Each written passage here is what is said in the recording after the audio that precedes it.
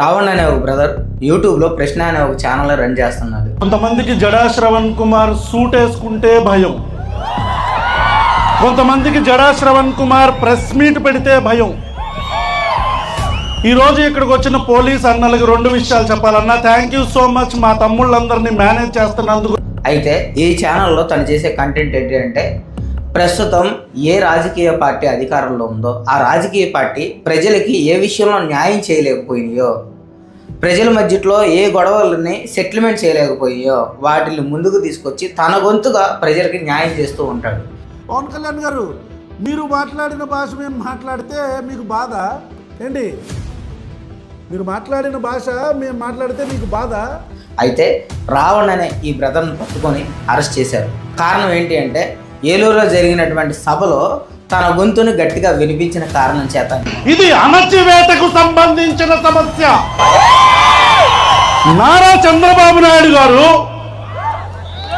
ఈరోజు ముగ్గురు గురించి మాట్లాడాలి. నెంబర్ 1 నారా చంద్రబాబు నాయుడు, నెంబర్ 2 నా అభిమాన నటుడు ఉప ముఖ్యమంత్రి శ్రీ కొనిదెల పవన్ కళ్యాణ్ గారు, అండ్ నెంబర్ 3 ప్రపంచంలో ఎవ్వడూ అడుక్కోనంతగా అడుక్కుతుంటున్న రాధా మనోహర్ దాస్ అనే ఒక బ్రోకర్. అంటే దళిత క్రైస్తవులు అంటే ఇంత వివక్ష, దళితులు అంటే మీకు ఇంత చిన్న చూప, క్రిస్టియన్స్గా వాళ్ళ హక్కుల్ని వాళ్ళు వినియోగించుకుంటా ఉంటే మీకు ఎందుకు అంత బాధ అయిపోయింది? ఇప్పుడు ఉన్నది ఉన్నట్టు అడిగారు. ఈరోజు దళిత క్రైస్తవుల్ని అమ్మ నా బూతులు తిడతా ఉంటే రాధా మనోహర్ దాస్, మగోళ్ళు కూడా చదవలేరమ్మా దాన్ని.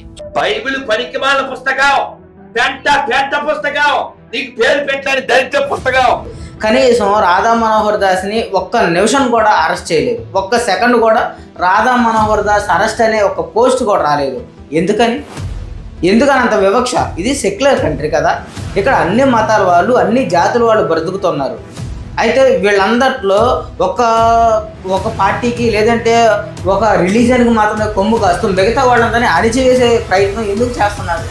అంటే ఇలా చేయటం తప్పు. ఇక్కడ ఉన్నటువంటి రాజ్యాంగబద్ధంగా ఇక్కడున్న జనాలు బతికే హక్కు ప్రతి ఒక్కడికి ఉందని అడిగితే, నిలదీస్తే ఆ వ్యక్తి గొంతు నొక్కే ప్రయత్నం చేస్తారా? రావణ్ అనే బ్రదర్ని ఏ అరెస్ట్ వారెంట్ లేకుండా, ఏ సమాచారం లేకుండా, కుటుంబ సభ్యులకి కూడా చెప్పుకోకుండా అరెస్ట్ చేశారు. కారణం ఏంటి? ఎందుకని మీరు వారెంట్ ఇవ్వలేదు? అరెస్ట్ చేసే ముందు రావణ్ అనే బ్రదర్కి వాళ్ళ కుటుంబానికి ఎందుకు చెప్పలేదు మీరు? ఎందుకని ఇట్లాగా అకస్మాత్తుగా మీరు దాడి చేశారు? అంటే ఎలాగ ఉంది అంటే ఈ ప్రభుత్వం వైఖరి కానీ, అంటే వాళ్ళని ఎవరైనా ప్రశ్నిస్తే వాళ్ళు లేకుండా చేస్తారా? అంటే వాళ్ళని అరెస్ట్ చేసే ప్రయత్నం చేస్తారా? నేను ఒక పాస్టర్గా అడుగుతున్నాను. అంటే దళిత క్రైస్తవులు అంటే అంత చిన్న చూపా? వాళ్ళ గురించి పోరాడిన వాళ్ళు అంటే చిన్న చూపా? అంటే ప్రభుత్వం మీద ఇంకేమి మాట్లాడకూడదు, ప్రభుత్వం తప్పు చేస్తే ఇంకేమి మాట్లాడే హక్కు కూడా లేదా ప్రజలకి? అంటే మిమ్మల్ని ఎన్నుకుంటాం పాపమా?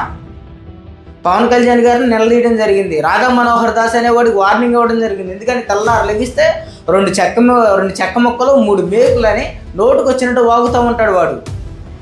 తెల్లారు లెగిస్తే వాడు అక్రమ సంబంధం, వాడు ఉంచుకున్న దానికి పుట్టాడు, ఉంచుకున్నాడు పుట్టాడని యేసుక్రీస్తు అమ్మ నా బూతులు తిడతారు. ఏం మీకు కనిపించట్లేదు ఈ మాటలన్నీ? ఊర్ల మీద తిరుగుతూ అచ్చోసి నాంబోతులాగా మాట్లాడుతుంది, మీకు కనిపించలేదా ఆ మాటల ర్యాలీలు అవన్నీ? ఇక్కడ క్రైస్తవులు ఉన్నారు, హిందువులు ఉన్నారు, ముస్లింలు ఉన్నారు, బౌద్ధులు ఉన్నారు, జైనులు ఉన్నారు, అనేక రకాలైన రిలీజియన్లు ఉన్నారు. మీ ఒక్కళ్ళకి రాసిచ్చారేంటి? ఇట్లాగా ప్రభుత్వం ఇట్లా ఒక్క వైఖరి చేయడం కరెక్ట్ కాదు. అర్థమైందా? మీరు ఓట్లకు వచ్చినప్పుడు చూడండి. ఎలా వెళ్ళగలిగానో చాలా మందికి తెలియదు. ఏంటంటే నేను ఇజ్రాయెల్ వెళ్తే నాకు బెత్లెహేమ్ వెళ్ళాను, జీసస్ మనం పుట్టిన ప్రాంతానికి వెళ్ళిన. ఇది చాలా గొప్ప మతం.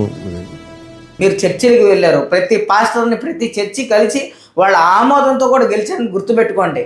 ఇంకా మీరేంటి పదవులు ఎక్కిన తర్వాత ఈ రాజకీయ పార్టీలోకి వచ్చిన తర్వాత ఎల్లకాలం మీరే ఉండిపోతారు ఆ గద్దె మీద అనుకుంటాం. మీ భ్రమ అది, మీ భ్రమ. ఇవాళ మీరు చేసే ప్రతి అరెస్ట్, ఇవాళ మీరు నొక్కే ప్రతి నోరు రేపొద్దున మీకు ఆ కుర్చీని వెనకలాగిద్ది.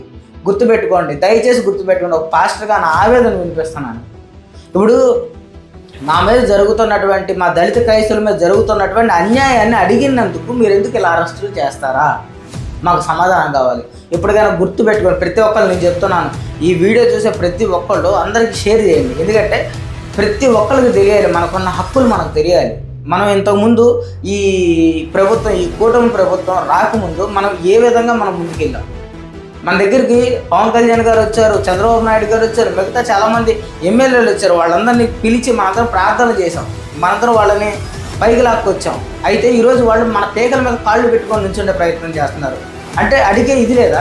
సరే, ఒక రిలీజియన్ ప్రకారం అడగట్లేదు, ఒక జవాబుదారు మీకు ఉంది కదా, జవాబు చెప్పాల్సిన అవసరం మీకు ఉంది కదా. మేము అడిగినట్టుకి రాధా మనోహర్ దాస్ అనే వాడు, అలాంటి వాళ్ళు చాలామంది క్రిస్టియానిటీ మీద నోటుకు వచ్చినట్టు కోస్తుంటే ఎందుకని మీరు వాళ్ళని అరెస్ట్ చేయట్లేదు? దళిత క్రిస్టియన్ల పట్ల ఇప్పుడు జరుగుతున్నటువంటి ఈ వ్యవహారం, ఇప్పుడు జరుగుతున్నటువంటి ఈ వివక్ష, కుల వివక్ష, మత వివక్ష ఎందుకని మీ దృష్టికి రావట్లేదు? అవి రేపుతున్న వాళ్ళని పదవుల్లో ఎందుకు కూర్చోబెట్టారు? అవి రేపుతున్న వాళ్ళని ఎందుకని ఇంకా మీరు చూస్తూ సహిస్తున్నారు? ఇలాగే వైఖరించుకొని మా దగ్గరికి వస్తే రెండోసారి మీరు గద్దెక్కే అవకాశం ఉందా? లేకపోతే మా ప్రమేయం లేకుండా మీరు ఏదైనా గెలుస్తారనే భ్రమలో ఉన్నారా? అలా ఉండమాకండి, దయచేసి ఉండమాకండి. ఇప్పటికైనా స్పందించండి. అయినా ఒక విలేకరి మీద ఎటువంటి ఇష్యూ లేకుండా మీరు కనీసం కూడా ఒక అరెస్ట్ వారెంట్ కూడా ఇవ్వకోకుండా, కుటుంబానికి తెలియకోకుండా మీరు ఇలా ఎత్తుకెళ్ళిపోయి ఇలా అరెస్ట్ చేయడం అనేది ఇది కిడ్నాప్ కింద వచ్చింది. దీన్ని కిడ్నాప్ అంటారు. దయచేసి మీరు ప్రశ్న రావణ్ గారిని మీరు బయటికి విడిచిపెట్టాలి. ఎందుకంటే ఒక విలేకరి ప్రజల గొంతుగా మాట్లాడతారు.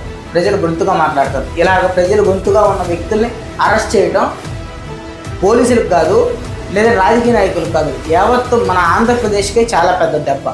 మాట్లాడేవాళ్ళు బయట ఉండాలి. మాట్లాడేవాళ్ళు లేకపోతే అక్కడ అక్రమాలు జరిగే అవకాశం ఉంది.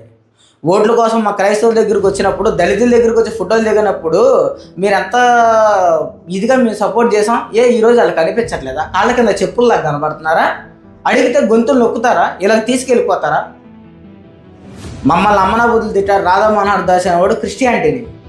వాడు ఇప్పుడు దాకా అరెస్ట్ అవ్వాలి, వాడు తిరుగుతున్నాడు. ఇంకా అలాంటి వాళ్ళని విడిచిపెట్టి మాకు అన్యాయం జరిగింది, రాధా మనోహర్ దాస్ నిలదీస్తే ఆ వ్యక్తిని మీరు ఎందుకు తీసుకెళ్తారంటే, మమ్మల్ని అంటే మేము చూస్తాము ఊరుకుంటామా? మమ్మల్ని అంటే మేము నోరు మూసుకొని ఉంటామా? ఇప్పుడు దాకా మేమందరం కామ్గా ఉన్నాం. కానీ ఇదే వైఖరితో మీరు మరలా మా దగ్గరికి రావాలి. దళిత క్రైస్తవులను అడ్డం పెట్టుకొని రేపొద్దు ఫోటోలు తీసుకొని సింపతి గెయిన్ చేసుకోవాలి. ఈ దళితుల ఓట్లే కావాలి మీకు. దయచేసి ఇలాంటి ద్వంద్వ వైఖరి ఆపండి.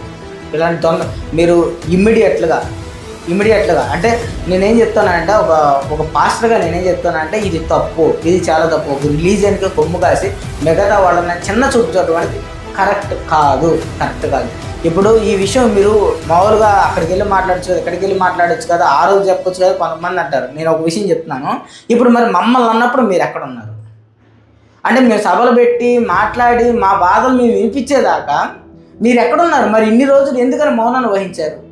కాబట్టి ఈ మౌనాన్ని వహించిందే కాకుండా మళ్ళీ మా మీద దాడులు చేస్తూ మమ్మల్ని అరెస్ట్ చేస్తూ ఉంటే మేము చూస్తూ ఊరుకున్నాం. దయచేసి మా ప్రశ్న రావణ్ గారు బయటికి రావాలి, ఆయన విడిచిపెట్టాలి, గౌరవప్రదంగా విడిచిపెట్టాలి. ఏమాత్రం అగౌరవపరిచినా కానీ గుర్తుపెట్టుకోండి, మళ్ళీ క్రైస్తవుల దగ్గర రావాలి, దళితుల ఓట్లు మీకు కావాలి.